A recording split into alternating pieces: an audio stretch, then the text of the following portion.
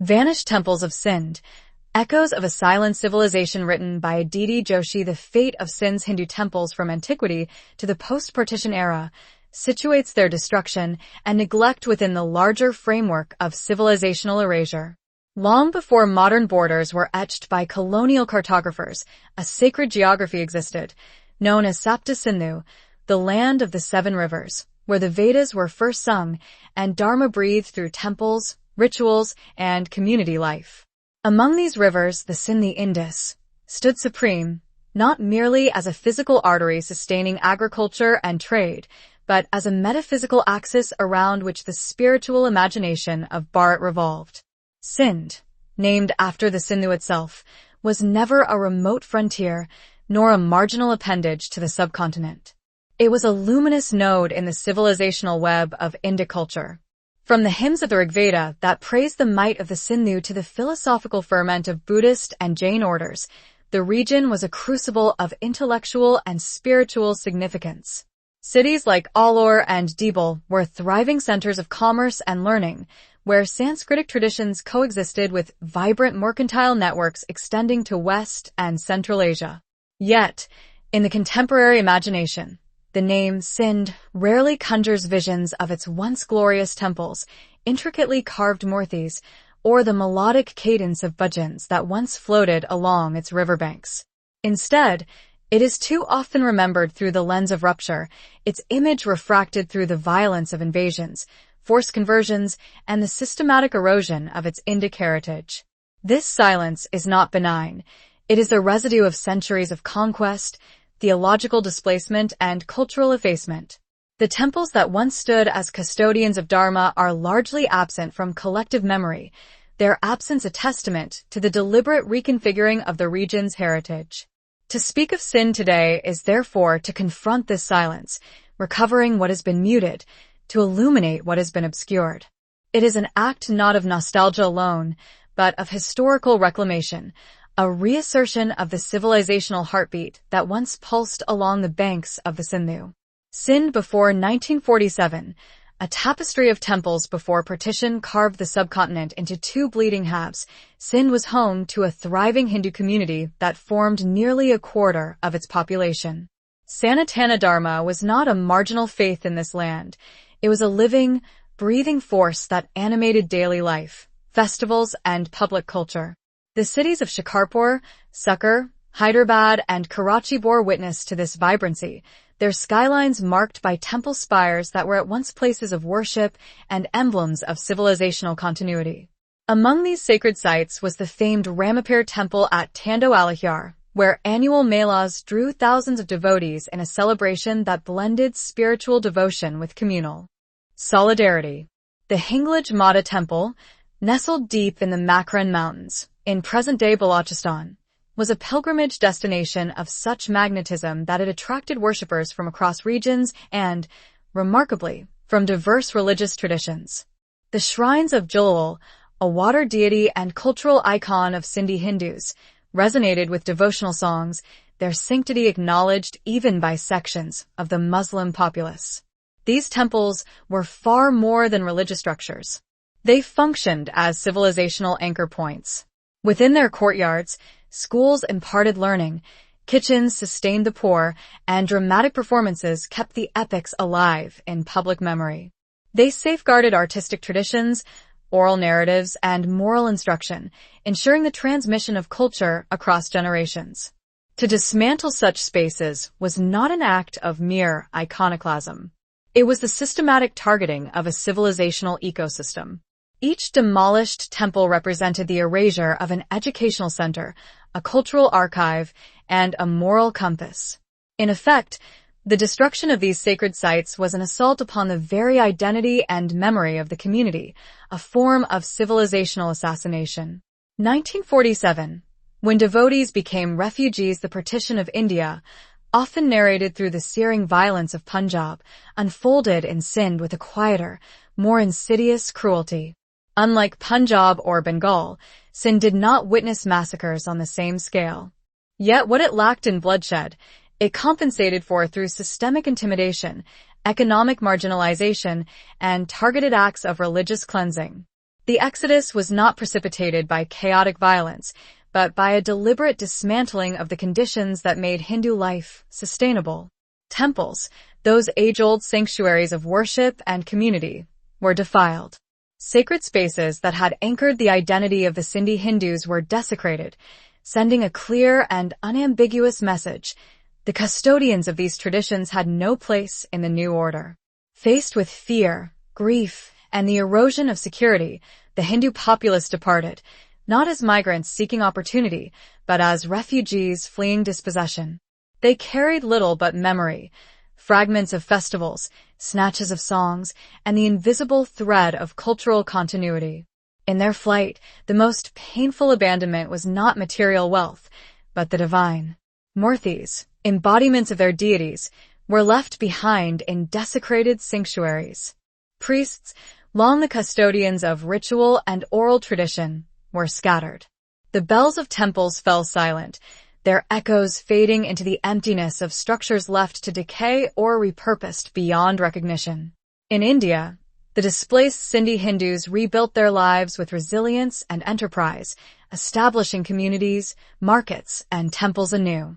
Yet the sacred geography of Sindh, the spaces consecrated by centuries of worship, did not survive. The temples remained behind, stripped of their custodians, their voices. Extinguished from the living landscape of the region. Aftermath. From sanctuaries to silence in the decades following partition, the fate of Sindh's temples unfolded along a trajectory of sustained neglect and deliberate appropriation. What survived the initial wave of desecration did not remain untouched by time or policy. Many temples were repurposed, some transformed into mosques or madrasas, others converted into government offices, their sacred precincts stripped of ritual function and rebranded for administrative or religious utility alien to their original purpose. Others met a more violent end. Murtis were shattered. Sanskrit inscriptions were chiseled out, severing the textual and iconographic link to the temple's heritage. Where physical structures endured, they were often taken over by squatters, their sanctums adapted into living quarters. In an irony both tragic and symbolic, some temple spaces were relegated to the status of public latrines, sites of reverence reduced to places of defilement. The examples are numerous and telling. The Shiv Mandir in Shikarpur, once the beating heart of local religious festivities, now stands crumbling, unmarked, and inaccessible to the public. The Ramapir Temple in Mirpurkhas lies desecrated, its structure scarred by vandalism. The Kali Mandir in Karachi, still physically extant, survives in a state of indignity, its walls hemmed in by garbage, its sanctity eroded by official indifference and public neglect. This degradation was not a random consequence of time. It was neither accidental nor incidental. It was the product of a systemic, sustained process, a slow erasure designed not only to dismantle bricks and mortar, but to extinguish the cultural memory these temples once embodied. Through the loss of these structures, a civilizational inheritance was not simply forgotten, it was actively effaced.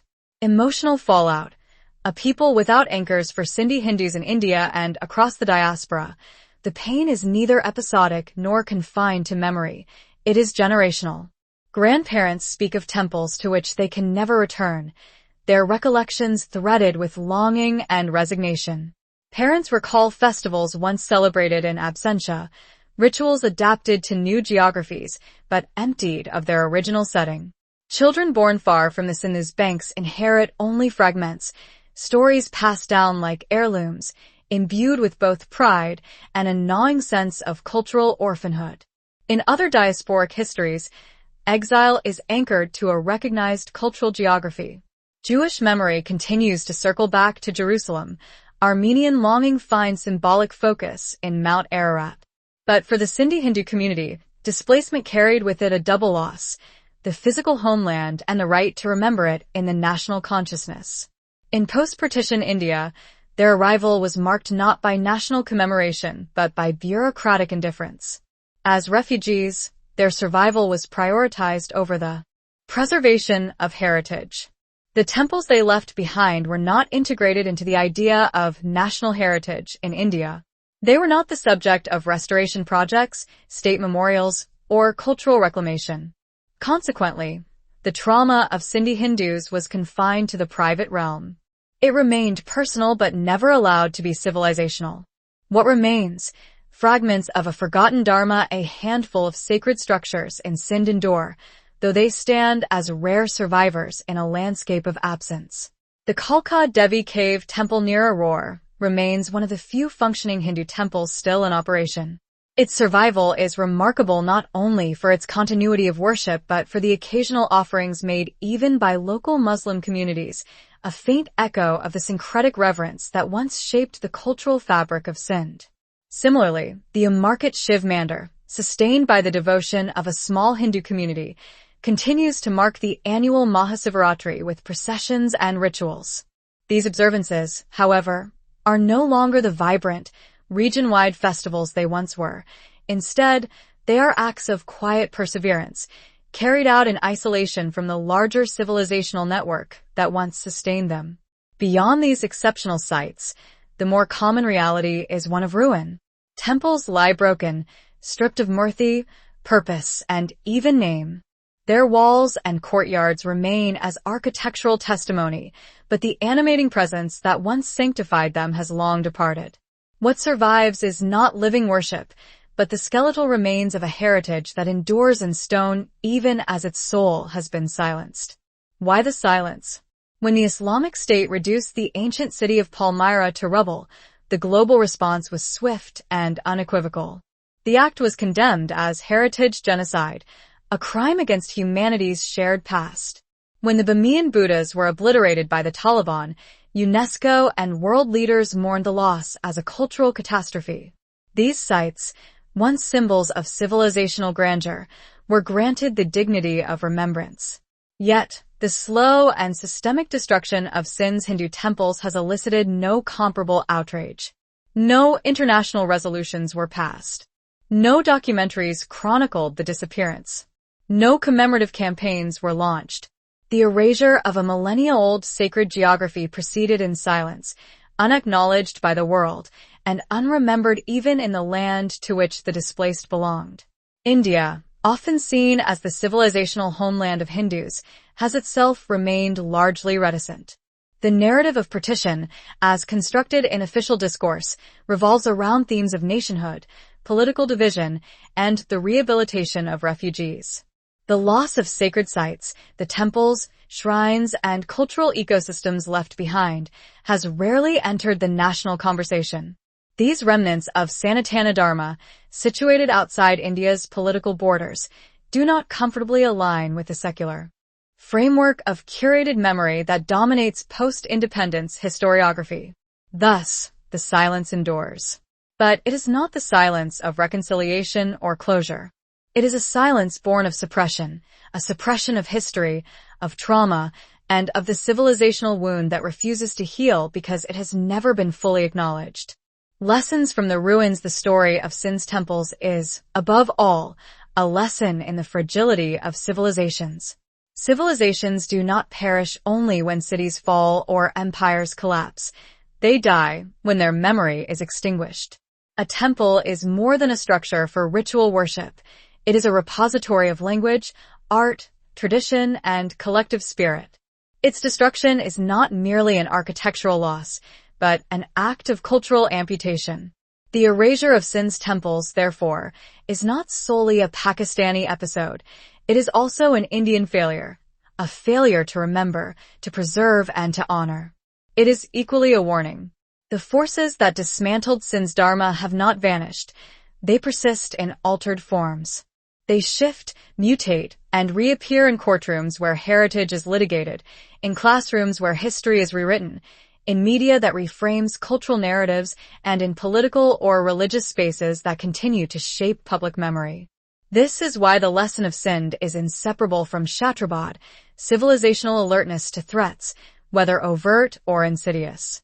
To remember is to reclaim. To narrate the story of Sindh's vanished temples is not an exercise in nostalgia, but an act of moral necessity. Temples may be demolished, but a civilization only dies when it forgets why they matter. To remember them is to affirm their significance, to restore them as part of the living cultural inheritance of Bharat. We must remember them not as mere ruins, but as reminders. We must teach future generations not only about Akbar and Gandhi, but also about Jalal and Hinglaj Mata, names that anchor the civilizational geography of Sindh. We must document, archive, and narrate until silence gives way to memory, and memory gives way to justice. Sindh's temples may be gone from their physical landscapes, but if they live in our historical consciousness, truthfully, vividly, and insistently, they are not lost. In remembrance lies reclamation. In memory lies the survival of civilization. Superimposed an overarching Abrahamic narrative on the people. Similarly, Southeast Asia, a key region within the global South, is united by its shared civilizational and cultural legacy as embodied in the Ramayana. Despite the region's rich diversity in local customs and traditions, countries such as Thailand, Malaysia, and Cambodia remain deeply connected through their shared spiritual heritage.